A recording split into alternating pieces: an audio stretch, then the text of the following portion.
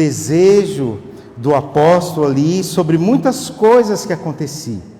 Então ele dá muitas instruções para nós. É em Efésios que Paulo vai disciplinar a igreja sobre a batalha espiritual.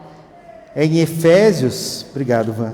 É em Efésios que Paulo vai falar sobre os deveres do marido para com a sua esposa, dos deveres dos pais para com os filhos e dos deveres dos filhos para com seus pais. Então, Efésios, que quer dizer desejável, é uma carta muito preciosa para nós, e no capítulo 5, onde a gente vai fazer o sermão desta noite, ele está falando sobre a gente viver pelo poder do Espírito de Deus. E nesse recorte que a gente vai trabalhar nessa noite, vai entender nessa noite, a minha oração será essa: que o Espírito Santo enche o seu coração de alegria, que o Espírito Santo fale com você de uma maneira confortável, que o Espírito Santo faça você compreender a palavra. Certa vez Davi disse assim que ele queria ser recreado pela palavra. E recreado vem dessa ideia de recreio. Hoje em dia eu não sei se eles usam mais essa nomenclatura, essa metodologia, tinha que perguntar para as crianças, eu acredito que não. Mas vocês que estudaram aqui, vocês lembram dessa palavra recreio? Deixa eu ver os anciãos de dias aí, quem que lembra de recreio? Era gostoso o recreio? Top, né?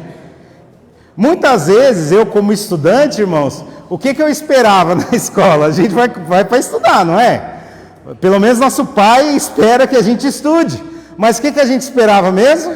Era o recreio, né? Então nós esperávamos o recreio. Então Davi uma vez ele falou que a palavra de Deus, pelo poder do Espírito Santo, ela pode ser o nosso recreio.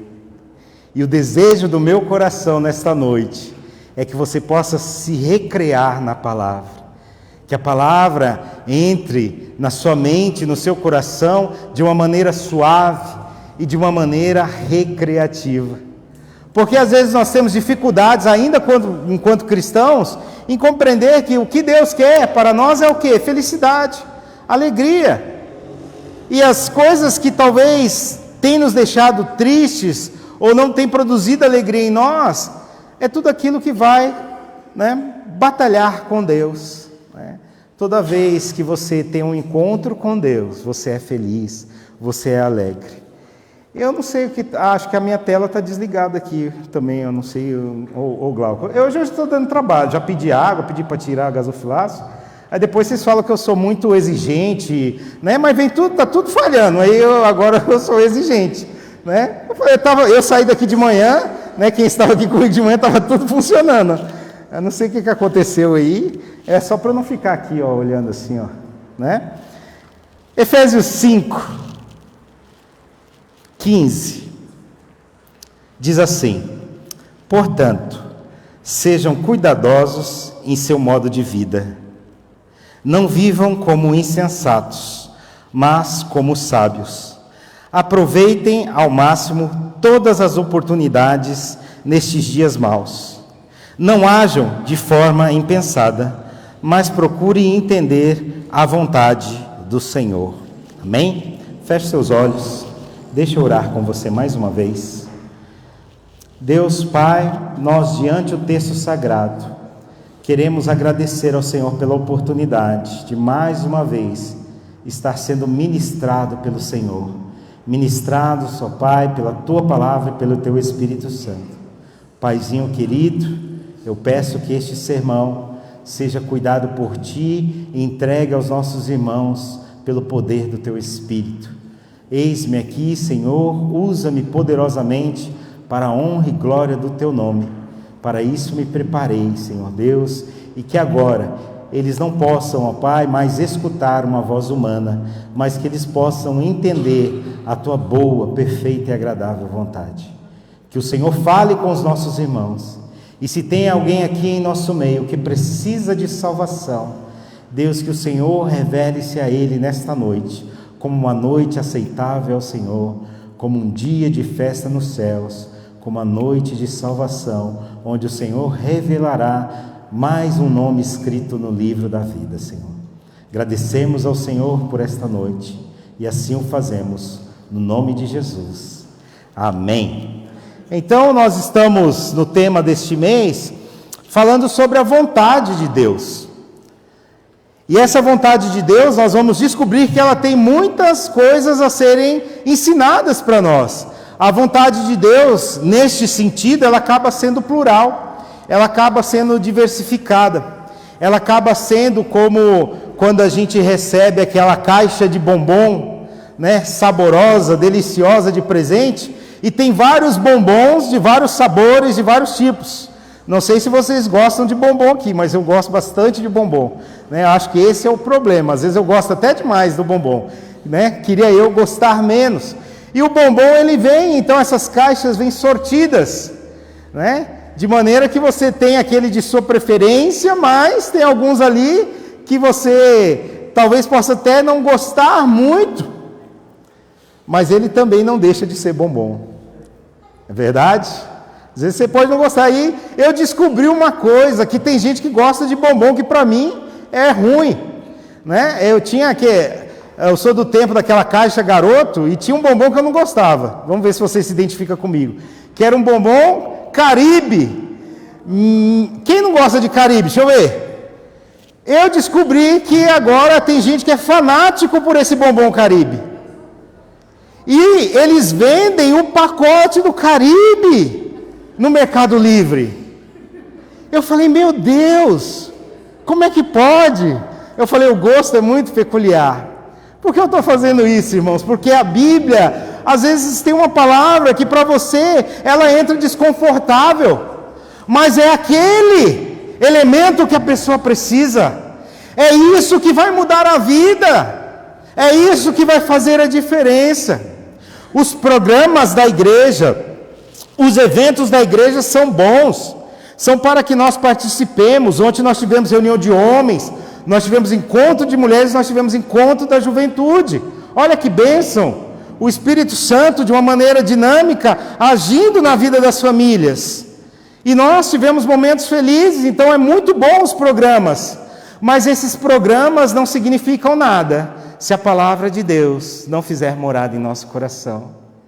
Se o estudo que as irmãs fizeram ontem for negligenciado, se a palavra lida no estudo dos jovens ou dos homens não for tida como a vontade de Deus.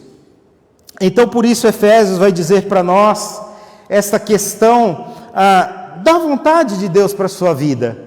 E o tema deste sermão é: sejam cuidadosos e entendam a vontade do Senhor. O que os irmãos têm que ser? Cuidadosos e entenderem a vontade do Senhor. Então, no domingo passado nós falamos sobre essa vontade de Deus e uma perspectiva, e hoje o Senhor nos leva para Efésios. E a primeira fala de Paulo aqui, ele falando sobre viver pelo poder do Espírito Santo, e ele começa com esta conclusiva, né? Portanto, ou seja, depois de tudo que a gente falou, depois de tudo que eu escrevi na carta para vocês, vamos concluir esse assunto dizendo: sejam cuidadosos, né? E eu queria ler esta frase de Spurgeon. Na verdade, nós vamos ler juntos, como sempre, né? Para que a gente possa, então, iniciar de maneira efetiva esse sermão e os irmãos entenderem onde o Senhor quer nos levar nesta noite. Vamos ler comigo? Vocês conseguem ler? 3, 2, 1. Se Cristo... Eu não posso. Amém. Então nós vamos entender isso, que às vezes na vida nós temos que ter cuidado, porque tem elementos da vida que são neutros, inofensivos, não tem mal nenhum, irmão, não tem mal nenhum, mas talvez algumas coisas produzirão o mesmo mal que tentaram matar o Cristo. Existem armas apontadas, forjadas contra nós. E nós temos que, simplesmente, segundo o autor da carta aos Efésios, ter cuidado. O sermão desta noite é este alerta para você: cuidado. Não é um sermão não faça. Nós não trabalharemos hoje com imperativos não haja, porque às vezes a Bíblia é imperativa, mas nós vamos dizer aqui um conselho de Paulo dizendo: sejam cuidadosos em seu modo de vida. E o que quer dizer ser cuidadoso no modo de vida? E ele está dizendo muitas coisas antes de concluir essa frase. Ele está falando muito sobre as obras da carne, mas eu neste momento trarei aos irmãos esta ideia de que nós podemos usufruir de todas as coisas. Eu queria que você pensasse agora, por exemplo, agora é inverno, mas daqui a pouco nós teremos ali verão, vamos ter aqueles finais de semana ensolarado, e se tem uma coisa que o pessoal do Vale do Paraíba gosta quando faz sol, é ir para onde? Para a praia. É bom ir para a praia, irmãos? É bom, sim ou não? É bom ir para a praia, né? Pastor Lutero teve ministério na praia, devia ser difícil pregar, hein, pastor, no sol, hein? Sair da praia ali, né, em Santos, em Caraguá. Então a praia é algo bom, mas quando você está na praia, você pode, ou num parque, você pode fazer tudo ali, estar ali despreocupado? Não, você tem que ter cuidado, você tem que estar vivendo sob um cuidado. Talvez você vai para a praia e está um sol muito gostoso, aí o que você faz? A primeira coisa que você pensa, né? Aqueles que gostam de praia mesmo: agora eu vou tirar minha camiseta, né? Ou, né, vou ficar na minha roupa de banho e vou para o mar. E aí você chega na praia ali, aqueles que gostam de ir mais cedo, né? Que não é o meu caso, viu, irmã Jaqueline? Mas os que gostam de ir mais cedo, chegam às vezes 8 horas da manhã, já estão na praia. E aí o menino tira a camisa, e ele está ali das 8 da manhã até meio-dia, sem protetor solar, sem uma segunda pele, e ele está lá. E se ele for branquinho, daqui a pouco ele está da cor do quê? Da cor do relógio ali, né? Está vermelho. O que vai acontecer no primeiro dia de praia dele? O que vai acontecer no final desse dia de praia? Insolação. Talvez ele terá que ir para o hospital, né? A dor, o prazer será substituído pela dor. É isso que Paulo está dizendo para nós. Então nós sabemos que quando nós vamos para a praia, nós temos que ter o quê? Cuidado, sim ou não? Passa protetor solar, não é? Todo mundo sabe disso, né? E você tem que passar o protetor solar. E aí você fala assim: mas eu não vou passar, né? Sou macho, não vou passar. Você não passa, queima nos lugares que às vezes você nem sabe que tem. Certa vez na praia queimou aqui atrás da minha orelha, irmãos. Eu não sabia que queimava aqui. E aí ficava aqui doendo, parecia que tinha alguém assim, puxando eu pela orelha à noite, e eu dormia, encostava no travesseiro. O que é isso? Falta de cuidado. Tudo que Deus nos deu na vida é para a gente usufruir, para tomarmos cuidado. Podemos usufruir de todas as coisas? Podemos. Podemos trabalhar, podemos estudar, podemos casar, podemos ter filhos, podemos nos dedicar à família, podemos fazer todas as coisas. Mas nós temos que tomar o quê? Cuidado. Sejamos cuidadosos. Podemos adorar a Deus, podemos viver na igreja em comunhão com os irmãos, mas nós temos que ser cuidadosos. Nós não podemos ser exagerados. Nós não podemos, de alguma maneira, estarmos numa vida onde seja só uma face. Tem pessoas que são muito trabalhadoras, e elas dedicam a sua vida ao trabalho, isso é bom, mas depois a vida deles é só o trabalho. Eles não têm um lazer, eles não têm um contato com os irmãos, eles não fazem a obra do Senhor. Então o que Paulo está dizendo para nós? Cuidado. Usufrua, irmão, da vida que Deus te deu. Usufrua da saúde que Deus te deu.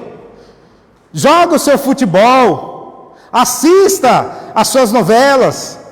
Desfrute. Deus criou até o período de ócio, de descanso. Descanse.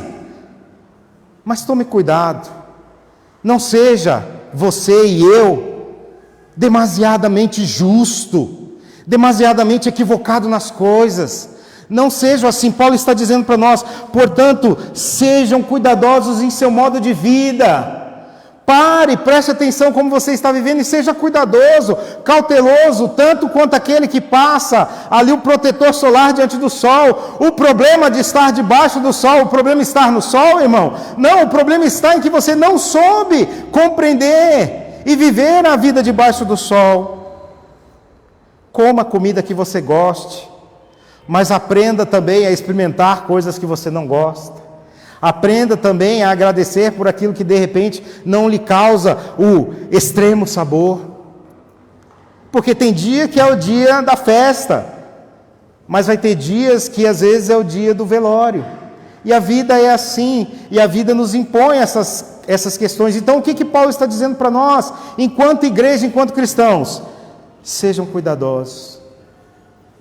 E a segunda parte deste vocábulo do cuidado é que, uma vez que a gente é cuidadoso com a gente mesmo, a gente pode ser também cuidadoso com o próximo. Eu queria, nessa perspectiva, também falar com você sobre isso. Às vezes, quando a gente é cuidadoso, a gente pode cuidar daquele que a gente ama, ou daquilo que a gente ama, né? Viver a vida com Deus, irmãos, é desfrutar daquilo que Deus deu para nós. E às vezes o cuidado pode ser você cuidar do cônjuge.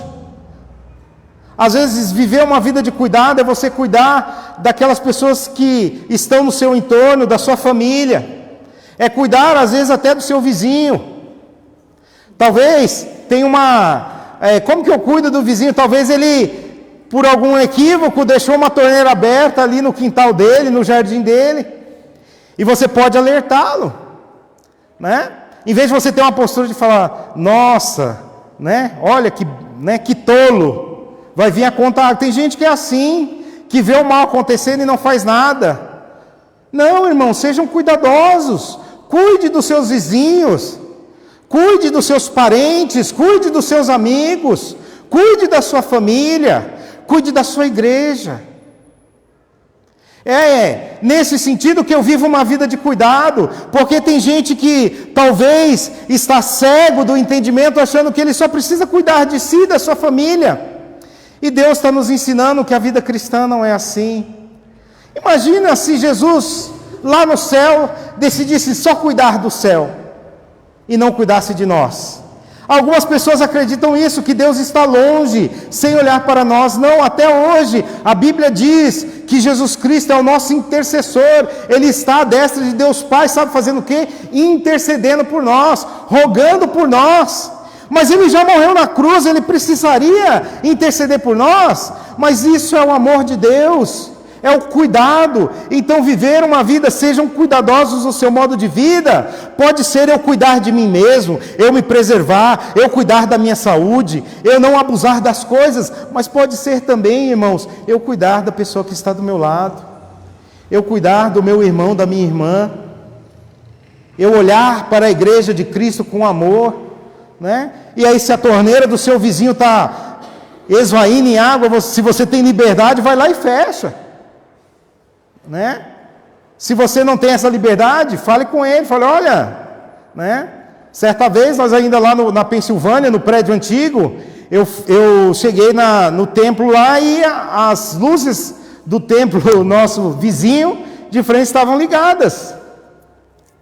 E eu não sabia o que estava acontecendo, e eu mandei uma mensagem lá para o pastor da igreja. Eu falei, olha, a luz da frente está ligada, é normal? Vocês pretendem que ela fique assim? É algum sistema que deveria apagar? E não, e ele falou, não, realmente, nós esquecemos a luz ligada.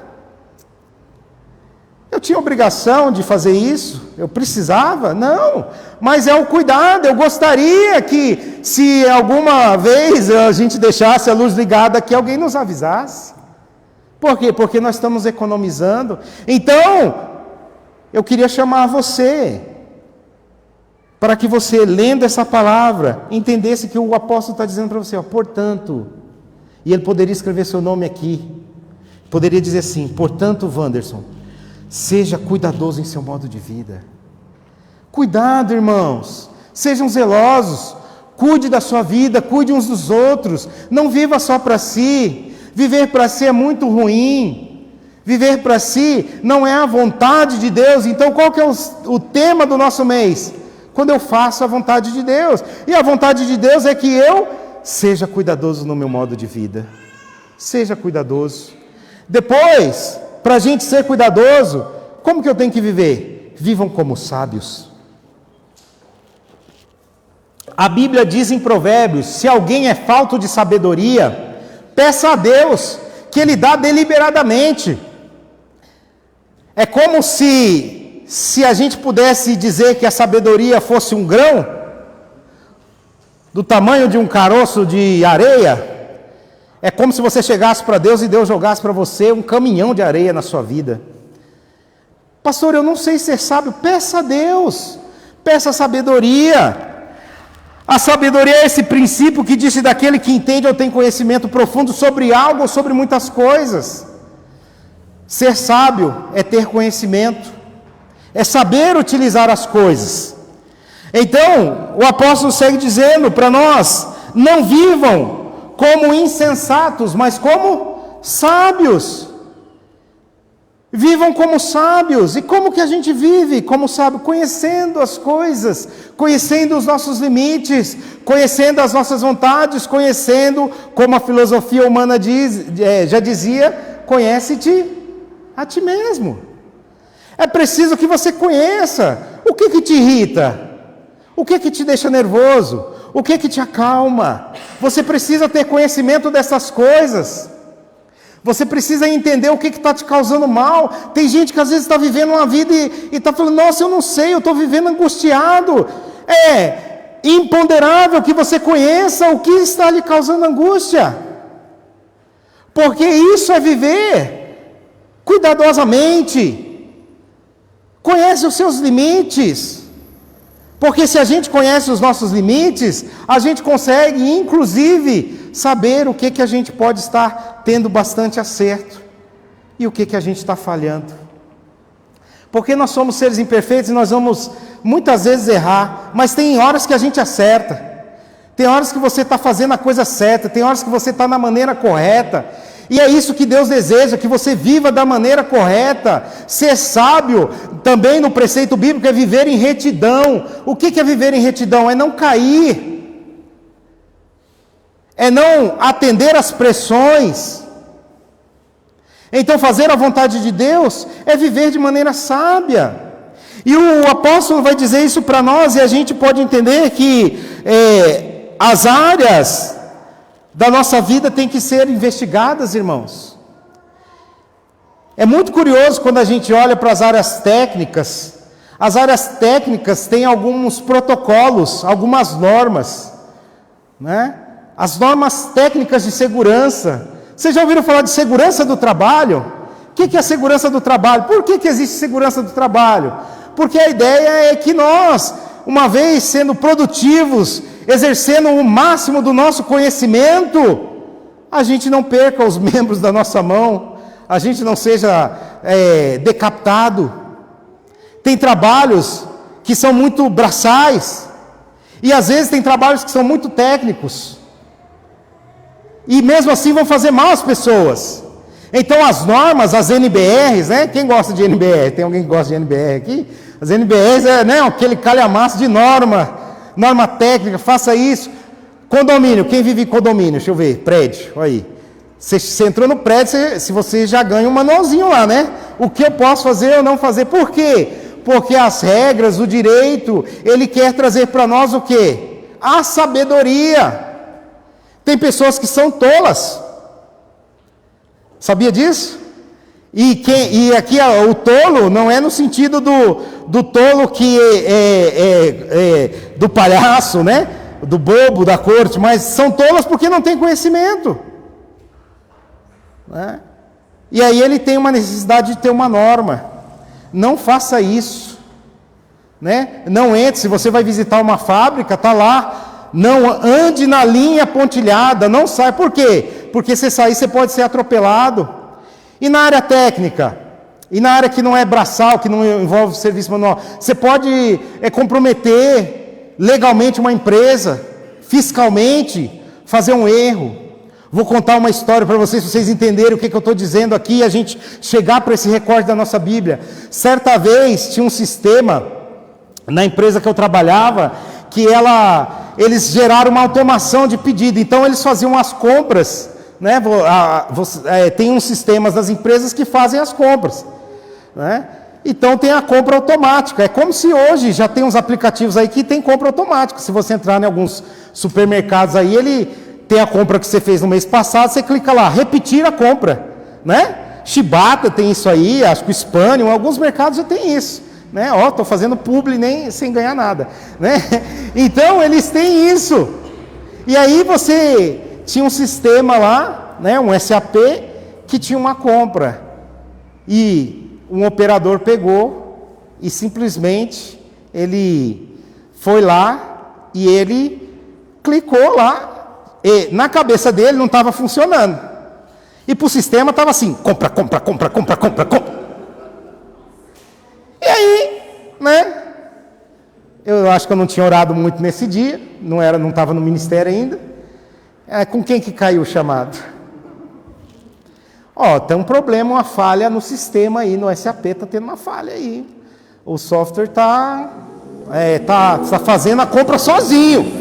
Que sempre é o software, né, irmão?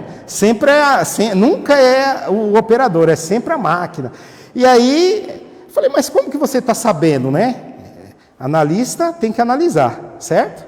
Vamos analisar. Como que você está sabendo disso? Não, o que aconteceu?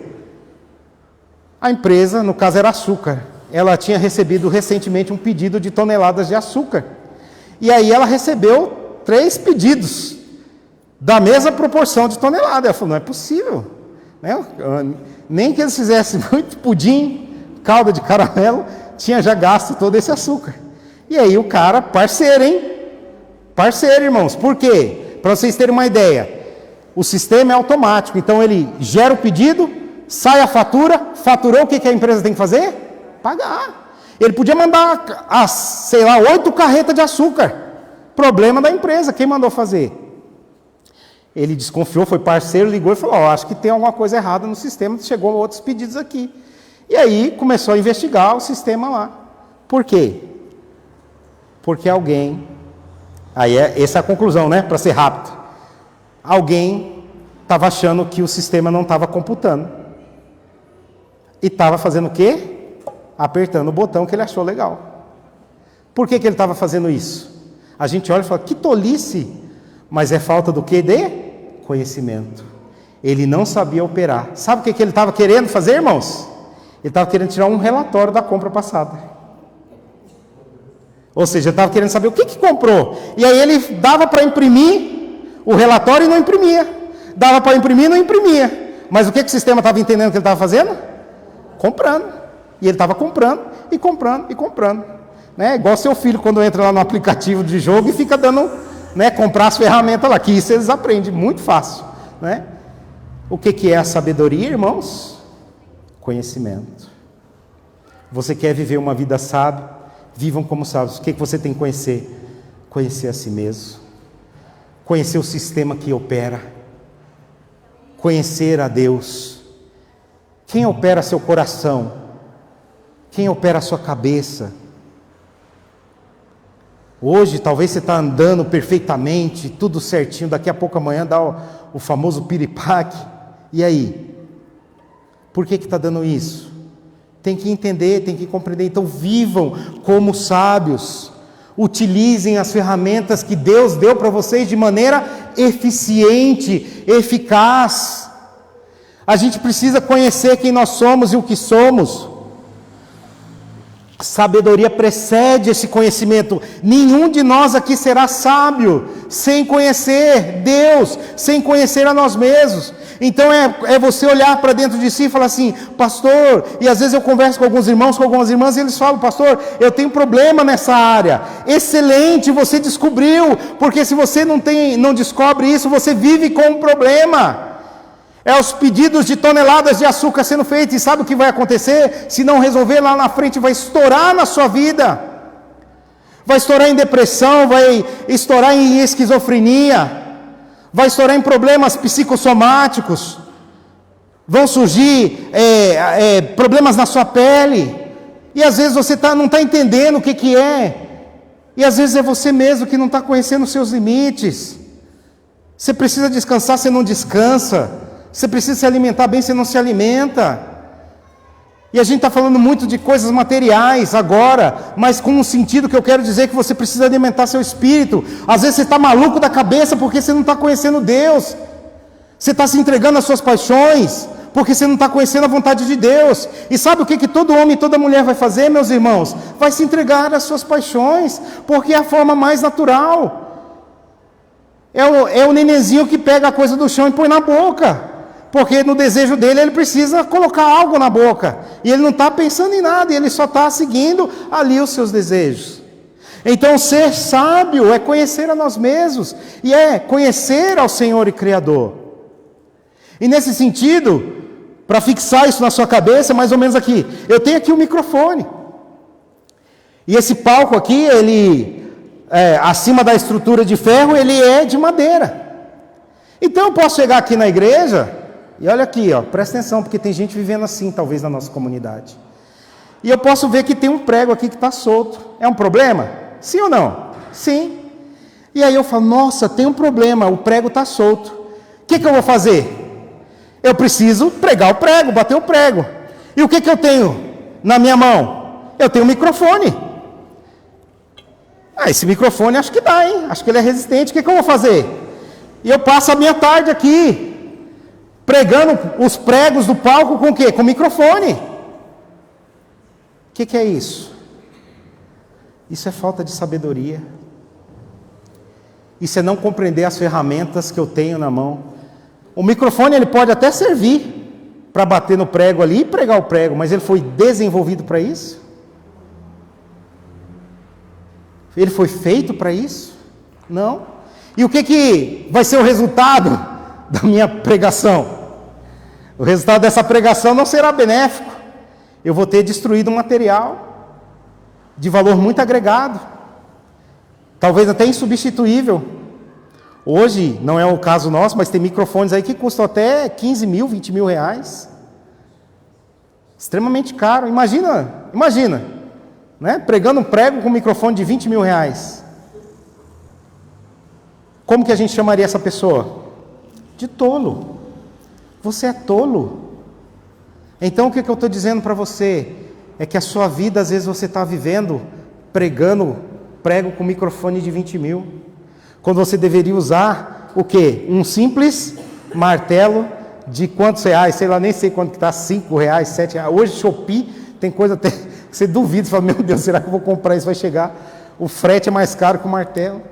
Ou seja, o que eu estou dizendo, você tem que conhecer as ferramentas que Deus deu para você utilizar, o tempo que Deus deu para você utilizar, isso que é sabedoria, quem eu sou, quais são as ferramentas que Deus me deu. Deus me deu voz, Deus me deu saúde, Deus me deu as condições para quê? Para que eu viva como um sábio, com conhecimento. Eu posso sim, meu irmão e minha irmã, viver uma vida de tolo. Uma das filosofias gregas, que é uma tolice, chamada de carpe diem, e aí quando a gente chama em grego parece que fica mais bonito, ele dizia assim, olha só como tem gente vivendo dessa forma: comamos e bebamos, porque amanhã morreremos. Esse é o carpe diem. Agora eu vou contar a história que ninguém conta para vocês, né? E aí quem era adepto lá na Grécia do carpe diem, sabe o que eles faziam? Né? Eles entendiam que às vezes o vinho e o alimento era prazeroso. Era a forma mais simples de obter prazer, é comer uma comida saborosa e beber um bom vinho. Então eles faziam banquetes com muito vinho, com muita comida, e eles comiam até se fartar, e quando eles estavam fartos, isso era costume grego desses homens, né? Os hedonistas principalmente, eles iam até uma vala e vomitavam toda a comida, toda a bebida, e aí enxaguavam as suas bocas e faziam o quê? Voltavam a comer e beber. E eles passavam durante dias fazendo isso, porque essa é a ideia: comamos e bebamos, porque amanhã morreremos. Então, às vezes, você está vivendo muito hoje, muito agora, você não planeja nada, você não espera nada da vida, isso não é sabedoria. Planeje, pense em você, como eu estarei se Deus me der vida daqui a 1 ano? Como será o meu ministério daqui a 2 anos? Como eu estarei trabalhando nesta igreja, nesta comunidade de fé, daqui a 6 meses? Então você vive só no hoje, vive como um tolo, e vai pagar o preço da tolice, porque depois que eu bater com o prego com o microfone, e o microfone estiver danificado, o que eu faço? Ai, não tenho o que fazer, aí o preço será pago, eu posso substituir, mas eu tenho que desembolsar. Então a minha vida é assim. Talvez você não está planejando nada na sua vida, você só está falando, não, hoje eu estou assim, hoje eu estou bem. E é o que o apóstolo está dizendo para nós: vivam pelo Espírito, sejam cuidadosos em seu modo de vida, não vivam como insensatos, mas como sábios. E a coisa mais insensata que existe, eu lhes garanto, é viver pensando só no hoje, é não projetar uma semana, não projetar um mês.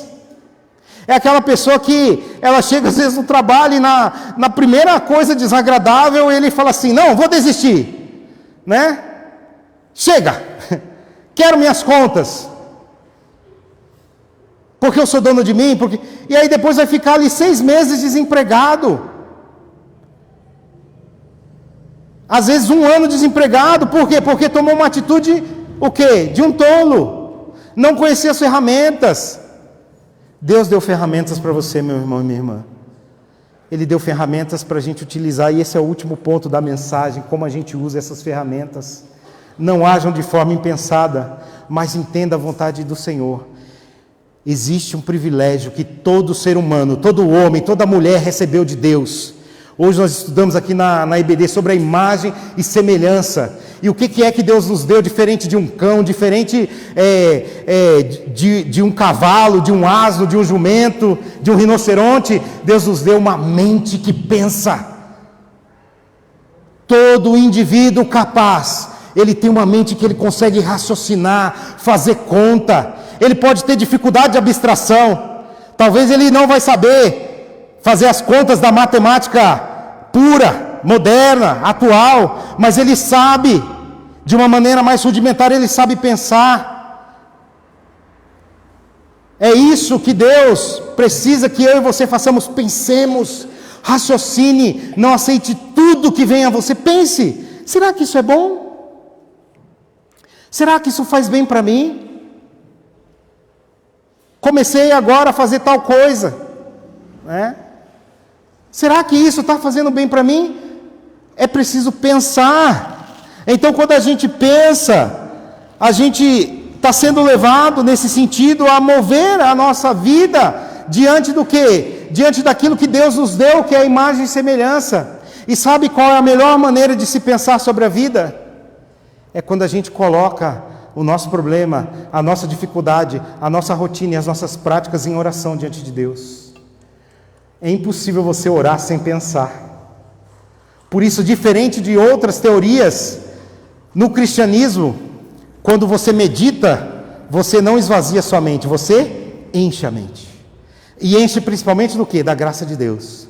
É quando você começa a orar assim, você está com um problema talvez lá no seu trabalho, aí você começa a orar, Deus, eu estou com um problema no trabalho, o que você está fazendo? Você está pensando, Deus, o problema é esse. Quando eu faço isso, acontece isso. Quando eu faço isso, Senhor, me dá uma solução. Você está fazendo o quê? Você está pensando. Então é o que o apóstolo vai dizer para nós aqui, ó. Aproveitem ao máximo todas as oportunidades nesses dias maus. Versículo 17, não hajam de forma impensada, mas procurem entender a vontade do Senhor. Quando você começa a orar, quando você começa a pensar, você vai estar colocando Deus à parte das suas necessidades. E aí você pensando, o que vai acontecer? Deus vai falar com você e você vai saber a vontade dEle. Senhor, eu estou com um problema aqui e eu não sei como fazer. Você está pensando sobre esse problema. Então eu estou dando de uma maneira prática o que o apóstolo está dizendo. E quando você ora, você pensa, e quando você pensa com Deus, Deus estimula o seu pensamento para o quê? Para algo bom. E é por isso que a gente precisa confessar os nossos pecados, por isso que a gente precisa chegar diante de Deus, porque a gente está pensando. E talvez você fale assim, e agora? E todos nós temos problemas, sim ou não? Todos nós temos coisas. Talvez você está com problema de relacionamento com algum irmão, com alguma irmã, às vezes até consanguíneo, e você fala assim, Deus, como é que eu vou resolver isso? E aí você começa a pensar, como que é o gênio dele, como que é o seu gênio, como que é a maneira dele agir, e aí você começa a pensar e coloca diante de Deus. Então é isso que ele está dizendo, não hajam de maneira impensada. O pensamento vai mostrar talvez algumas oportunidades que existam, algumas coisas. Talvez você está desempregado, é preciso refletir sobre isso, e você fala, Deus, o que eu preciso fazer para ter um emprego? Talvez você está trabalhando e você precisa ter uma promoção. Eu estou falando dessas coisas porque essas coisas acontecem com todos nós. E aí você vai pensar o quê? Como que eu sou promovido? Como que alguém é promovido, irmãos? É fazendo bobagem? É chegando atrasado? É batendo o cartão ali, tipo, sai 7 horas, dá 6h59, ele já está lá. Não, ninguém é promovido assim. Não se preocupe, você está fazendo tudo para não ser promovido. Fique tranquilo. Então, tem um teórico econômico que ele diz que a pobreza é trabalho de profissional. É uma provocativa, eu sei, não é assim. Mas ele diz isso, por quê? Porque às vezes você ser pobre, você tem que ser profissional da pobreza. Você tem que estar naquela prática, estar ali miseravelmente, e você vê alguém falando assim, ó, para mudar, faz isso, e você não faz. Então, às vezes nós, trazendo para a prática da igreja, nós sabemos o que temos que fazer, mas o que a gente faz? A gente não faz. A gente sabe que tem que pedir perdão e não pede. A gente sabe que tem que obedecer e não obedece. Então é isso que ele está dizendo, não hajam de forma impensada.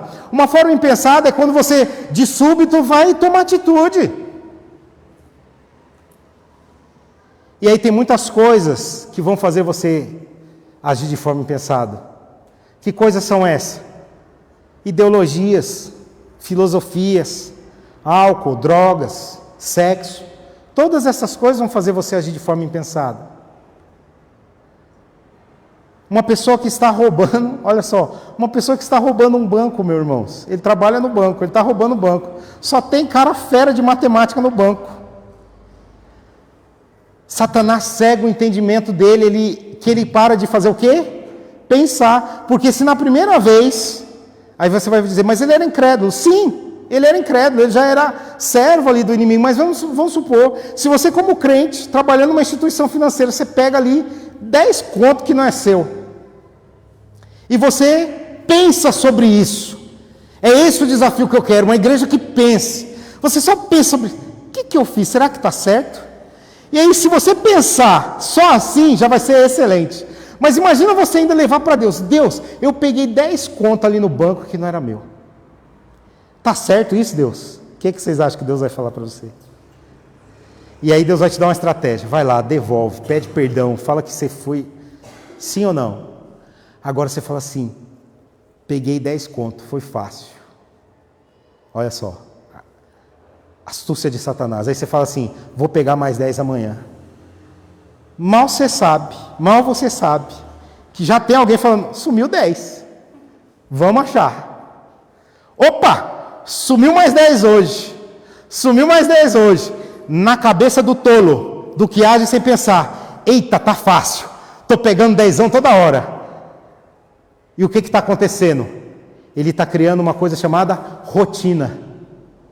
Você quer descobrir a causa raiz de um problema? É só você ter uma grande quantidade de evidências e rotinas. Está vendo? Como você pensa do outro lado? No lado da cabeça dele, está saindo 10 todo dia. No lado da cabeça de quem está investigando, todo dia está tendo uma evidência de um problema. Quando eu analisar essas evidências, eu vou chegar aonde? Vou chegar nele. Aconteceu recentemente com uma empresa chamada Lojas Americanas. Alguém achou que estava indo muito bem. O que ele estava criando? Um rombo de milhões. Né? Oi? Bilhões, né?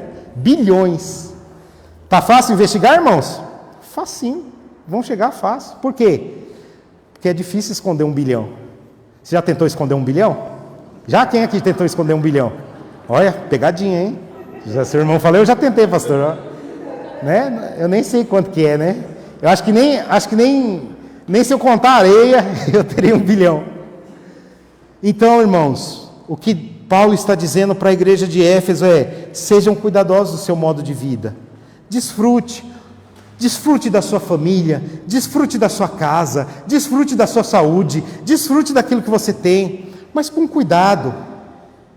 Não seja só, não seja agora, não viva só para a sua família, não viva só para o seu trabalho, e também não viva só para a igreja, porque tem gente que às vezes vive tanto para a igreja que a igreja se torna um refúgio, e aí ele não cuida da família, não cuida de outras coisas, e vai ter problema também. Cuidem uns dos outros, sejam cuidadosos no sentido de preservar que os outros tenham cuidado. E sobre tudo isso, irmãos, sejam sábios. Conheçam vocês, conheçam a igreja. Conheça a igreja de vocês, conheça o pastor de vocês. Não é? Eu sempre falo, ser membro de uma igreja é ser membro de um pastoreio.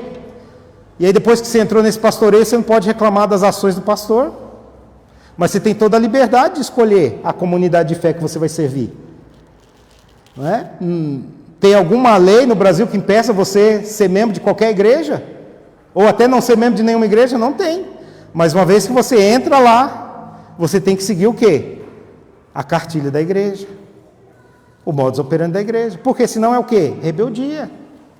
E aí a Bíblia fala que rebeldia é igual feitiçaria. E os idólatras e feiticeiros herdarão o quê?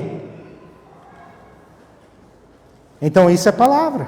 E eu não posso obliterar a palavra. Eu não posso criar uma palavra de conforto para você e dizer, não, fica na igreja rebelde, caçando confusão, que Deus está te aprovando. Não está, irmãos. Então o que Deus mandou eu dizer para você aqui? Não age de forma impensada. Não pega o doce de alguém, porque esse alguém vai sentir a falta. Não lese, né, as pessoas da sua comunidade. Agiu com preguiça, vai colher o quê? Atos de preguiça. É isso que ele está dizendo. E quando você começar a orar, talvez ele mostre um caminho para você resolver o problema, talvez ele mesmo resolva o problema para você. Igreja é lugar de solução, irmãos. Por que é lugar de solução? Porque Deus muda o pecador.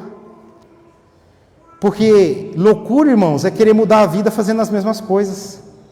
Ai, Deus, muda a minha história, muda a minha situação. E você está lá, igual o jumentinho do Shrek.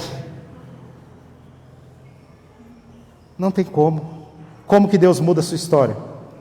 E essa é uma pergunta retórica, você não precisa me responder. Mas talvez tenha gente aqui que quer que Deus mude a sua história. Deus só mudará a sua história quando você fizer aquilo que é a vontade dEle. Quando você agir de maneira pensada e não impensada. Certa vez, andando ali na Avenida Robert Kennedy, em São Paulo, né? Também conhecido como Avenida Atlântica, é uma avenida que tem muitos bares, e a gente testemunhou uma coisa com um amigo nosso. Muitos bares, muitas coisas, e a gente estava lá, e tem um lugar lá maravilhoso, né, que é um dos poucos lugares maravilhosos ali da região, chama Casa da Pizza. É um lugar fantástico, de rodízio de pizza. Nós estávamos na Casa da Pizza, e outros amigos foram para beber bebida. Eu estou falando isso aqui, eu com 17 anos do colegial, e esse menino nunca tinha bebido, irmãos, e ele bebeu tanto, que ele perdeu o senso. Ele perdeu a sua capacidade de raciocinar. E nós estávamos saindo, marcamos de sair da pizzaria e encontrar com eles, porque a gente sabia que eles estavam ali no bar e a gente estava na pizzaria. E quando saiu da pizzaria, ele simplesmente chegou e tinha um carro parado e ele pegou e chutou a porta do carro. Bêbado. Agiu por quê? Pensando, você acha que eu estava pensando? Impensado. Então, a gente falou, agora morreu, né? E aí ele ficou assim em estado de choque, e a gente começou a conversar, não, ele nunca bebeu e etc e tal. E Deus deu sabedoria e graças a Deus não aconteceu nada. Quando terminou essa cena, ele ajoelha e começa a chorar. Então tem coisas que vai tirar de você a capacidade de pensar. Tem coisas que você vai falar, nossa, que da hora, isso aqui é bom. Mas no final, esse menino ia morrer, irmãos. Imagina se o povo do carro pega ele lá de pancada, quem que vai garantir que ele vai viver? Pastor, mas que exemplo esdrúxulo? Para você entender que às vezes na nossa vida a gente tem atitudes que vão gerar morte para nós, porque a gente não está pensando. Então eu queria convidar você a pensar. Pense no seu casamento, pense na sua família, pense na sua igreja. Deus deu uma comunidade de fé para você, que ama, que te acolhe, que respeita você na sua individualidade. Não despreze isso, meu querido. Não viva como se você fosse só hoje. Comamos e bebamos, amanhã morreremos. Não, viva para Deus, viva em comunidade, viva melhorando a você mesmo. É isso que o apóstolo está dizendo. E é isso que a gente vai cantar nessa noite, é isso que a gente vai entregar para Deus como oferta desse sermão. Sejam cuidadosos no seu modo de vida, não vivam como insensatos, mas como sábios. Aproveitem ao máximo todas as oportunidades. É possível que você viva assim, irmãos, é possível, para ter uma boa vida. Eu não posso viver de maneira impensada, mas eu tenho que procurar fazer a vontade de Deus. Então, quando eu e você fazemos a vontade de Deus, qual que é o resultado prático disso? Uma vida boa, uma vida próspera, uma vida feliz, casamento fortalecido, solidificado, né? Paz com os irmãos, comunhão. Ontem nós tivemos reunião de homens aqui, a gente ficou conversando, que bom, né? Como o Davi falou, como é bom os irmãos em comunhão, conversando, deliberando. E eu quero estender esse convite a todos vocês, para participarem dos programas da igreja, das coisas da igreja, porque é assim que você vai afiando as suas ferramentas, vai entendendo que não é o microfone que prega os pregos, mas é um martelo. Então participe daquilo que Deus está dando para vocês. Talvez, em algum momento, Deus tenha que te dar mais coisas. Talvez essa comunidade fique pequena para você, e Deus tenha que te levar para outros lugares, para você aprender mais coisas. Mas enquanto você está aqui, seja o melhor de Deus. Faça o melhor. E viva uma vida boa. Uma vida de felicidade. Porque o resto é realmente mortal. Mortífero. Eu queria chamar o Ministério de Louvor aqui para a gente cantar essa canção em tributo ao Senhor. E a gente vai se colocar em pé agora. Entendendo que o que Deus deseja de nós é que nós tenhamos uma boa vida. E que essa vida boa que Deus tem para nós, ela vai acontecer. Às vezes, irmãos, eu quero compartilhar isso com vocês, enquanto o ministério se prepara. Às vezes, irmãos, eu e você vivemos uma vida tão boa, que é pela